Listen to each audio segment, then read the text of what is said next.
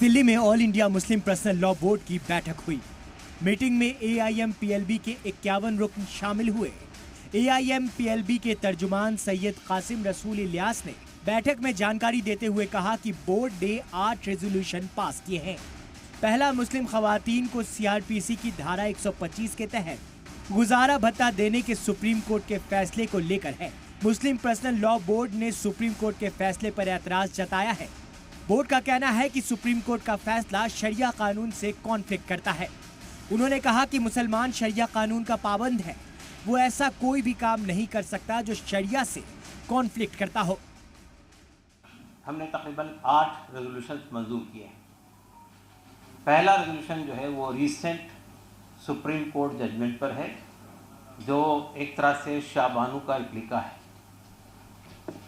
इसके सिलसिले में बोर्ड ने पहली बात तो ये कही कि ये फैसला जो है सुप्रीम कोर्ट का इस्लामी कानून यानी कानून शरीयत, जो कि हिंदुस्तान में शरीयत एप्लीकेशन एक्ट के नाम से जाना जाता है, जो शरिया के कानून पर बेस्ड है, ये उससे कन्फ्लिक्ट करता है, उससे मुतसादिम है। ज़ाहिर है कि हम ये बात इससे पहले भी कहते रहे हैं कि मुसलमान जो है वो शरीयत का पाबंद है और वो कोई ऐसी बात नहीं कर सकता है जो शरीयत से कन्फ्लिक्ट करती हो। कासिम रसूल इलियास ने कहा कि मुस्लिम पर्सनल लॉ बोर्ड की वर्किंग कमेटी ने बोर्ड को अथॉरिटी दी है कि लीगल कमेटी से बात कर इस फैसले को कैसे वापस लिया जा सकता है, इस पर काम करे। हम महसूस करते हैं कि औरतों के लिए ये एक मुसीबत बन जाएगा फैसला, इसलिए कि अगर कोई आदमी शादी के बाद या तलाक के बाद भी अगर उसे ज़िंदगी भर मेंटेनेंस देना है तो वो तलाक क्यों देगा? और फिर रिश्ते में जो तलखी पैदा हो गई है, जो बदमज़गी पैदा हो गई है, वो कंटिन्यू करेगी, तो उसका सफ़र कौन होगा? आप इसमें गौर कीजिए। तो एक बात तो यह है, हमने ये बात कही है कि मुस्लिम पर्सनल लॉ बोर्ड की वर्किंग कमेटी ने प्रेसिडेंट ऑफ बोर्ड को ये अथॉरिटी दी है कि वो लीगल कमेटी से कंसल्ट करके इस कानून को, इस फैसले को कैसे रोल बैक किया जा सकता है, इस पर काम करें। वहीं AIMPLB की बैठक में उत्तराखंड में लागू हुए UCC को लेकर भी तजवीज लाई गई है। बोर्ड के तर्जुमान का कहना है कि UCC भारत के डाइवर्सिटी को खत्म करता है। उन्होंने कहा कि हम उत्तराखंड के UCC को बहुत जल्दी चैलेंज करेंगे। मुस्लिम पर्सनल लॉ बोर्ड का कहना है कि UCC के सिलसिले में अगर मरकज या कोई रियासती सरकार इस सिमत में आगे बढ़ती है तो इससे बचना चाहिए। वो सिर्फ UCC का नाम देखते हैं, यूनिफॉर्म सिविल कोड, और समझते हैं कि साहब इसके अंदर बहुत लिबरल अप्रोच इख्तियार किया गया होगा और बहुत फ़ायदे दिए गए होंगे। ऐसा नहीं है, बल्कि उसमें बिल्कुल आम तौर पर इस तरह की जो कोशिशें की जाती है वो मज़हब के ख़िलाफ़ होती है और उसमें ऐसे प्रोविज़न डाले जाते हैं जो मज़हब से कन्फ्लिक्ट करते हैं। तो हमने ये फ़ैसला किया है कि उत्तराखंड का जो UCC है, हम इसको चैलेंज करेंगे और उसकी तैयारी हमारी लीगल कमेटी कर रही है।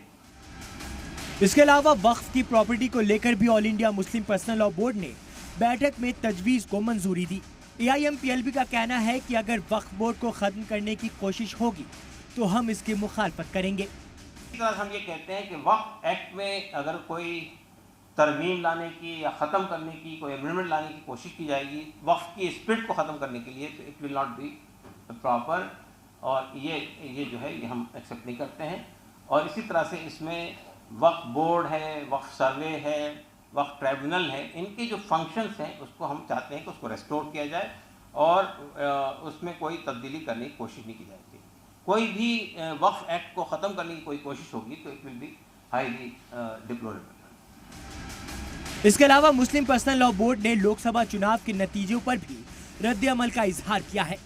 बोर्ड के तर्जुमान ने कहा है कि 2024 का जो चुनाव हुआ उससे ये साफ हो गया कि लोगों ने नफरत के एजेंडे के खिलाफ वोट दिया है, इसलिए बीजेपी अक्सरियत का आंकड़ा नहीं छू पाई।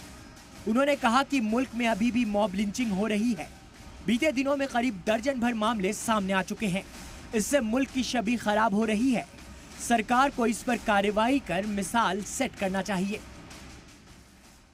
हम समझते हैं कि मॉब लिंचिंग जो है उससे न सिर्फ ये कि रूल ऑफ लॉ ख़त्म हो रहा है, कानून की हुक्मरानी ख़त्म हो रही है, बल्कि दुनिया के देशों में भी हमारे देश की छवि बहुत बुरी तरह मुतासर हो रही है।